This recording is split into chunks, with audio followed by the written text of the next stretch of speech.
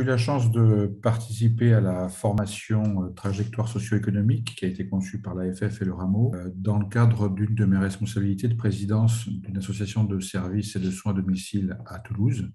Et j'ai fait cette formation accompagné de mon directeur général, puisque donc moi je suis président bénévole, puisque l'idée de cette formation, une de ses originalités, c'est d'essayer de faire en sorte que ce soit un binôme qui travaille ensemble sur le programme élu et permanent, donc en l'occurrence, dans ce qui me concerne, président et directeur général.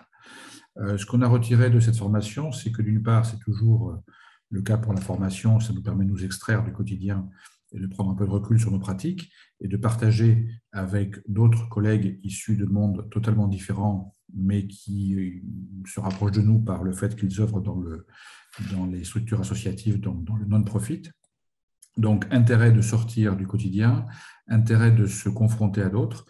Premier point. Deuxième point, c'est vrai que c'est original d'avoir à travailler en fait sur ces enjeux-là en binôme entre un élu et un directeur, un permanent. Donc là aussi, un point positif, parce que finalement, la marche quotidienne de la structure nous empêche parfois de prendre le recul nécessaire et de travailler en tête-à-tête. On travaille beaucoup ensemble dans des réunions, des conseils d'administration, des bureaux, mais pas souvent en tête-à-tête. Donc ça nous permet de confronter sur des problématiques, de constater qu'on avait des visions communes, c'était pas mal, et d'avancer ensemble. Troisième point intéressant, évidemment, sur le contenu lui-même de la formation, puisque nous avons pu faire une sorte d'approche stratégique de la structure. Et c'est vrai qu'on a employé des termes, même si effectivement c'était totalement adapté au monde non-profit, mais néanmoins, on retrouve évidemment beaucoup de choses que l'on a pu apprendre ou pratiquer dans le secteur privé en ce qui me concerne. Et c'est intéressant de voir qu'on pouvait aussi employer ces gros mots comme stratégie, comme enjeu, etc., dans un monde associatif. Ce que je dis toujours, moi, à mes collaborateurs de l'association et aux salariés, c'est que la principale différence entre une association et une entreprise, c'est ce qui se passe au 31 décembre avec ce qui reste en bas du bilan. Pour le reste, on doit tous quand même travailler, on doit tous avoir des projets, on doit tous avoir une stratégie et essayer de la suivre, donc de l'élaborer et de la suivre.